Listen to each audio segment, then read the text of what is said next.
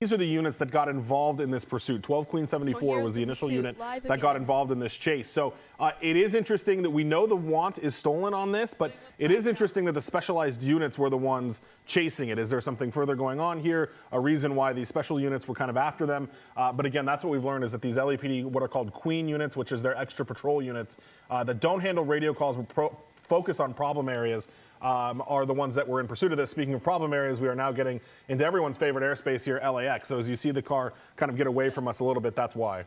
Yeah, and it also makes us think about why those suspects suddenly made a dash for it. You know, getting out of this SUV, you don't know the circumstances. Were they involved? Right. You know, do they know the driver? And to your point there, when we see people get out and run, especially when the driver gets out too, the officer's primary focus is the driver. Right. That's the one they're looking for. I can, you know, each situation is different, but in most cases, if the passengers don't have warrants, they never go to jail. Right. Especially when they bail out like this, because then they can very easily claim they had nothing to do with this, they just wanted to get out. It's true, and even when a pursuit comes to an end, you know, and you see suspects bail out of the car and run in different directions, their focus is going to be on that driver. Let's go back upstairs to Desmond Shaw now. Desmond, where are we? We are still in the South LA area. It looks like we're kind of circling around the same neighborhood here, just to the east of the 110. So we're right kind of on the edge of LAX's airspace. So making, though, another turn now towards downtown onto Main Street. But you still see the lights out, that this completely blacked out vehicle now at this point. And with the speeds we've seen, it's just really, really a menace to the public right now. 3 people, we know that there were at least 3 other people inside. One before we went to air that was dropped off back off the 110 and the 105, and then 2 others that we just saw that were dropped off near USC. So makes you wonder if there's anyone else inside these cars. Of course, you know, this is one of those big SUVs. I believe it has 3 rows of seating. And now as we make another turn, so, you know, you couple dark streets with a blacked out SUV, it's very, very difficult to track here. LAPD's helicopter, though, is still overhead as they come back out here southbound onto Broadway, Broadway Place. So just kind of zigging and zagging around some streets here, maybe looking for a place to ditch the vehicle.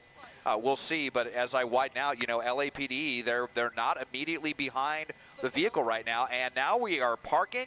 And here comes the driver. There's the spotlight on immediately, and the driver just kind of out, acting like, what's the big deal? What's the big deal right now? I was just out here driving. I forgot to turn my headlights on. Bro. I'm not the person you're looking for. That's very strange that they're clearly under the spotlight of LAPD and us up here, and the driver just sitting here with their sweater on. Seems like he's on his phone. Who's this people? Was he on his phone? Okay. Oh, now he's just getting on the ground. He's not running away. Maybe just getting off the phone with their lawyer possibly, and all of a sudden deciding to surrender. So pretty abrupt change here. It is. Mike, I want to go back to you as we wait for police to get here to capture this suspect.